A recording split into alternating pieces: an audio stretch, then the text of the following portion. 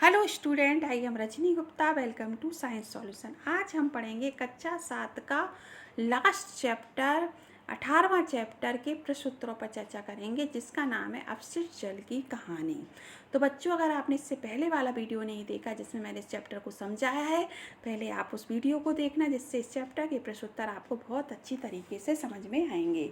पहला प्रश्न है, रिक्त स्थानों की पूर्ति करना है। तो मैं डायरेक्ट उत्तर ही पढ़ूंगी। जल को स्वच्छ रखना दूर करने का उपक्रम है। तो जल को हम स्वच्छ रखेंगे तो प्रदूषक मतलब गंदगी को दूर करने का उपक्रम है। घरों द्वारा निर्मुक्त मतलब घरों में जो अपन जल यूज करते हैं उसके द्वारा जो निर्मुक्त मुक्त किया जाता है वो जल कैसा होता है? अपशिष्ट जल, जिसे हम वाहित मल भी कहलाता है। सूक्ष्म मल का प्रयोग खाद के रूप में किया जाता है।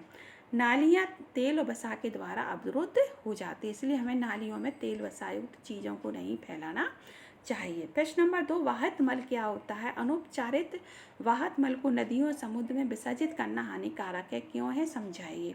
वाहित मल एक तरल अपशिष्ट है जिसमें विभिन्न प्रकार की अशुद्धियाँ होती हैं, जैसे घरों, कार्यालयों, कारखानों, अस्पतालों आदि में पानी के साथ साथ अशुद्धियाँ भी बड़े घटक के रूप में पानी में होती हैं, जिसे हम वाहित मल कहते हैं।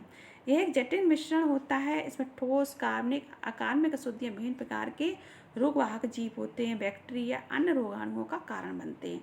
नदियों और समुद्रों में अनुपचारित वाहित मल का निर्वहन संसाधनों को प्रदूषित करेगा। दूषित पानी जलीय पौधों, जानवरों के लिए खतरनाक होता है। इससे हैजा, typhoid, polio, meningitis, malaria, dengue आदि कई बीमारियां फैलती हैं। फिर आते हैं प्रश्न नंबर 3 पर। तेल और वसाओं में को नाली में क्यों नहीं बहाना चाहिए, समझाइए। तेल और वसा नलियों में बहाने वाले को रोक कर नलियों को क्या कर देते, अवरुद्ध कर देते। खुली नलियों में मिट्टी में छिद्रों को ये क्या कर देते, अवरुद्ध कर देते। इस प्रकार मिट्टी द्वारा पानी के अवशोषण में क्या होती, बाधा आती है। इसलिए तेल वसा को हमें नाली में नहीं छोड़ना चाहिए। प्रश्न अभी आया था मार्च की वर्कशीट में, तो ये आपको समझ में आ गया होगा। फिर प्रश्न नंबर 4 पे आते हैं। अपशिष्ट जल से स्वच्छ जल प्राप्त करने के प्रक्रम को निम्नलिखित चरणों में समझाइए। तो अपशिष्ट जल के उपचार में भौतिक, रासायनिक, जैविक प्रक्रम सम्मिलित होते हैं, जो जल को संदूषित करने वाले भौतिक, रासायनिक, जैविक द्रव्यों को पृथक करने में सहायता करते हैं।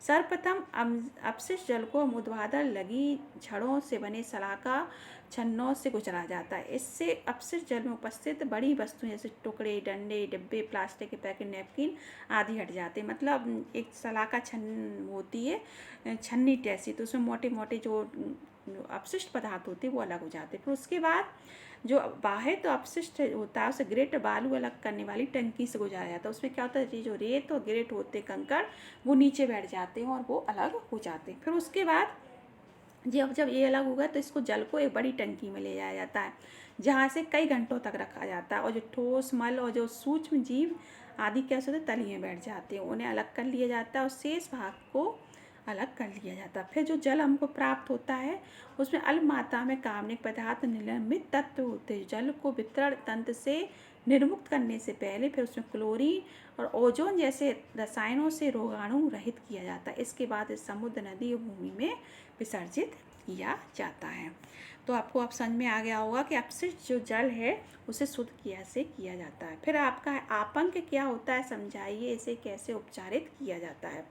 तो अपशिष्ट जल से स्वच्छ जल प्राप्त करने के दौरान अपशिष्ट जल में पड़े हुए कीचड़, मानव अपशिष्ट आदि को आपंक कहते हैं, है ना, जो गंदगी है, जो जैविक कचरा है, इसलिए इसका उपयोग बायोगैस और खाद बनाने में किया जाता है। आजकल कीचड़ को एकत्रित किया जाता है, इसे अलग टैंक में स्थानांतरित कर दिया, जहां इसे अवायवीय बैक्टीरिया द्वारा विघटित किया जाता है।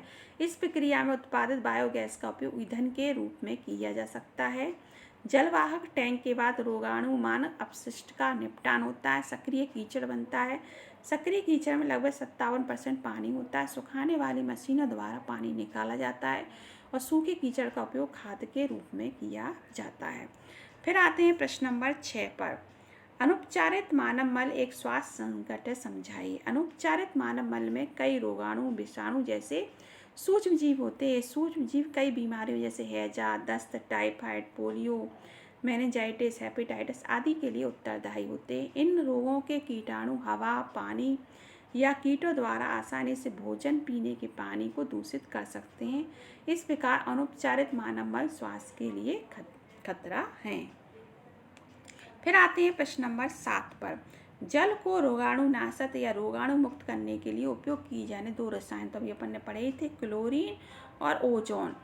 दवा प्रयोग जैसे रसायनों का प्रयोग आमतौर पर जल को रोगाणु मुक्त करने में किया जाता है। फिर आता है प्रश्न नंबर 8। अपशिष्ट जल उपचार संयंत्र में शलाका छन्नों के कार्यों को समझाइए।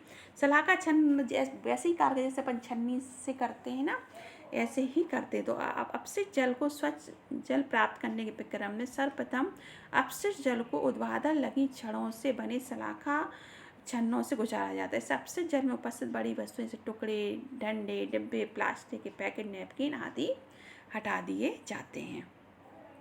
फिर स्वच्छता और रोग के बीच में संबंध को समझाइए। तो ये प्रश्न भी अभी आपकी मार्च की वर्कशीट में आया था।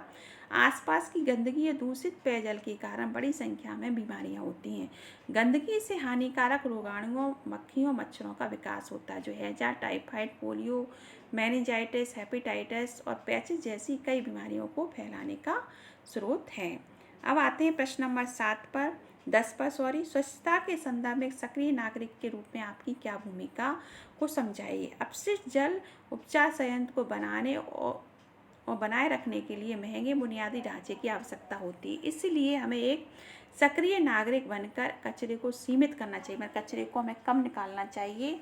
निम्नलिखित बातों का हमें अनुसरण करना चाहिए। सबसे पहले खुली नालियाँ हैं जो उन्हें ढकना चाहिए, आसपास को साफ रखें। तेल और वसाव से बनी चीज़ों को नालियों में नहीं फेंकना चाहिए। रसायन जैसे पेंट, कीटनाशक, गाड़ियों से निकला तेल आदि को भी नाली में नहीं फेंकना चाहिए।